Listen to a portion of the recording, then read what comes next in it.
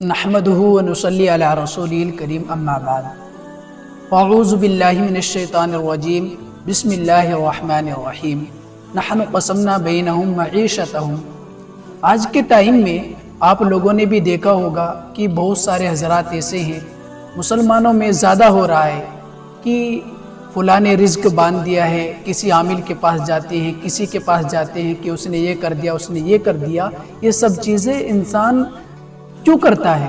انسان کے ذہن میں یہ آتا ہے کہ میں نے یہ چیزیں کی ہے، گناہ کرتا ہے انسان، تو گناہوں کی وجہ سے یہ سب چیزیں ہوتی ہیں۔ بہت سے حضرات کسی عامل کے پاس جاتے ہیں کہ جی ہمارا رزق باندھ دیا ہے، ہمارے رشتہ دار نے، ہمارے پڑوسی نے۔ یہ سب چیزیں ایسے نہیں ہیں۔ اللہ تبارک و تعالیٰ نے قرآن کریم کے اندر فرماتے ہیں کہ نحن قسمنا بینہم معیشتہم۔ اللہ تعالیٰ انسانوں کے درمیان رزق کو تقسیم کرتے ہیں۔ اللہ تعالیٰ فرما رہے ہیں کہ ہم انسانوں کے درمیان رزق کو تقسیم کرتے ہیں۔ یہ خامخواہ کی بات ہے کہ کسی نے میرا رزق باندھ دیا، پڑوسی نے میرا رزق باندھ دیا ہے۔ انسان کو سوچنا چاہیے چیزیں میرے اوپر کس چیز کی وجہ سے آ رہی ہیں۔ دیکھو اللہ تبارک و تعالیٰ انسان کو پریشانی میں نہیں ڈالتے، بندہ خود ملوث ہوتا ہے ان چیزوں میں، یعنی بندہ گناہ کرتا رہتا ہے تو اللہ تبارک و تعالیٰ ایسی ایسی پریشانی اس کو دیتے رہتے ہیں۔ سوچتے ہیں کہ میرا رزق باندھ دیا ہے اللہ تعالیٰ، بلکہ رزق تو اللہ تعالیٰ دیتے ہیں۔ اللہ تعالیٰ نے اس کا وعدہ کیا ہے رزق دینے کا، کہ ہم تمہارے درمیان یعنی انسانوں کے درمیان ہم رزق کو تقسیم کرتے ہیں۔ انسان کو سوچنا چاہیے کہ عامل لوگوں کے پاس جاتے ہیں کہ جی میرا رزق باندھ دیا ہے، یا کسی پڑوسی کے جی میں روزانہ دکان پر جاتا ہوں، میری دکان پہ کام نہیں چلتا۔ کہ انسان کا ذہن ہے، اس کو سوچنا چاہیے کہ یہ میرا جو کام اٹکا ہوا ہے کس چیز کی وجہ سے اٹکا ہوا ہے۔ انسان کو غور کرنی چاہیے کہ یہ جو میرا کام رکا ہوا ہے کہ یہ کس چیز کی وجہ سے رکا ہوا ہے، کہ میں کون سا گناہ کر رہا ہوں، یہ رکاوٹیں میرے کام کے اندر کیوں آ رہی ہیں۔ بلکہ یہ بتایا ہے کہ انسان گناہ کرتا ہے تو اللہ تبارک و تعالیٰ اس کے رزق کو کم کر دیتے ہیں۔ یعنی اگر کسی دکان پر جاتا ہے، گناہ کرتا ہے اور دکان کے اندر برکت نہیں ہو رہی ہے، تو انسان کو سوچنا چاہیے کس چیز کی وجہ سے نہیں ہو رہی برکت۔ تو آج کے ٹائم میں کسی عامل کے پاس جاتے ہیں کہ جی میرا رزق میرے پڑوسی نے باندھ دیا، میری دکان اچھی نہیں چل رہی ہے، مجھ کو کوئی ایسا تعویذ دے دیجئے کہ جس سے میری دکان صحیح چل جائے۔ بلکہ اللہ تبارک و تعالیٰ نے اس چیز کا وعدہ کیا ہے کہ رزق کو ہم تقسیم کرتے ہیں انسانوں کے درمیان۔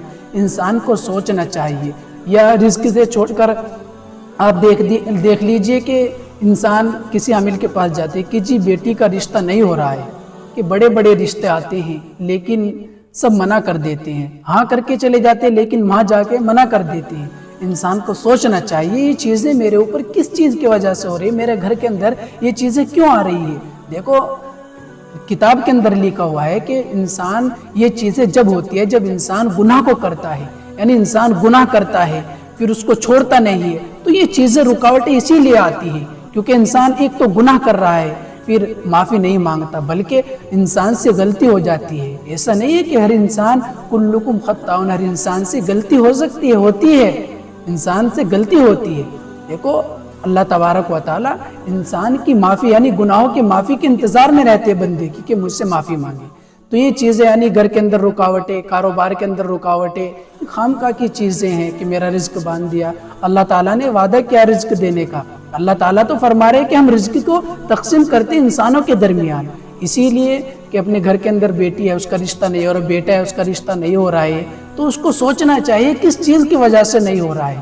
بڑے بڑے رشتے آتے ہیں اور کہتے ہیں کہ جی میری بیٹی کا رشتہ نہیں ہو رہا ہے، سوچنا چاہیے کس چیز کی وجہ سے نہیں ہو رہا ہے، پھر معلوم کرنا چاہیے، کسی عامل کے پاس پھر جانا چاہیے۔ بلکہ عامل تو ایسی چیزیں بتاتے ہیں کہ فلاں نے تیرے گھر کے اندر رکاوٹیں ڈال رکھی ہے، تیرے رزق کے اندر رکاوٹیں ڈال رکھی ہے، تیرے کاروبار کے اندر رکاوٹیں ڈال رکھی ہے، تیری بیٹی کے رشتے کے اندر رکاوٹیں ڈال رکھی ہے۔ یہ خامخواہ کی چیزیں ہیں، ایسی چیزوں پر یقین نہیں کرنا چاہیے، بلکہ اللہ تبارک و تعالیٰ پر یقین کرنا چاہیے۔ رزق کا وعدہ اللہ تعالیٰ نے ہم کو دنیا کے اندر بھیجا ہے تو اللہ تبارک و تعالیٰ رزق بھی ہم کو دیں گے، دولت بھی ہم کو دیں گے، لیکن یقین کے ساتھ، صبر کے ساتھ۔ دیکھو عاملوں پر یقین مت کرو، یہ چیزیں ایسی ہے انسان کے ذہن کو بالکل ختم کر دیتی ہے۔ کسی عامل کے پاس جاتے ہیں، عامل بتاتا ہے کہ جی تمہارے گھر کے اندر یہ چیزیں ہیں، تمہارے پڑوسی نے یہ چیز کر دی، یہ چیز کر دی۔ بالکل بھی ایسا نہیں ہے، انسان گناہ کرتا ہے، یہ سب گناہوں کی وجہ سے ہوتا ہے۔ گھر کے اندر رکاوٹیں، رشتے کے اندر رکاوٹیں، گھر کے اندر لڑائی جھگڑے، یہ چیزیں جب ہوتی ہے جب انسان گناہ کرتا ہے۔ اگر انسان گناہ کو چھوڑ دے اور سچی توبہ کر لے، نماز کو پابندی سے پکڑے، یعنی نماز کو پابندی سے پڑھے، یعنی جو چیزیں اللہ تبارک و تعالیٰ نے ہم کو بتائی ہے ان چیزوں کے ذریعے سے اللہ تبارک و تعالیٰ سے رزق مانگے۔ کسی عامل کے پاس مت جاؤ، علماء کے پاس جاؤ، اپنے بزرگوں کے پاس جاؤ، ان کے پاس جا کر ان کو دعا کے لیے کھاؤ، لیکن عامل کے پاس مت جاؤ۔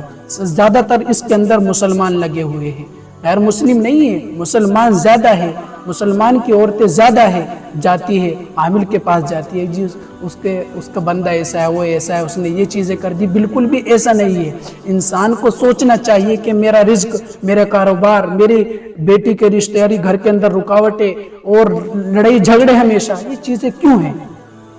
انسان کو سوچنا چاہیے کہ یہ سب چیزیں گناہوں کی وجہ سے میرے عزیزوں۔ اگر ہم گناہوں کو چھوڑ دیتے ہیں تو گناہوں کو چھوڑنے کی وجہ سے تو اللہ تبارک و تعالیٰ پھر دیکھیے کہ ہمارے رزق کے اندر کتنی برکتیں ہوتی ہیں۔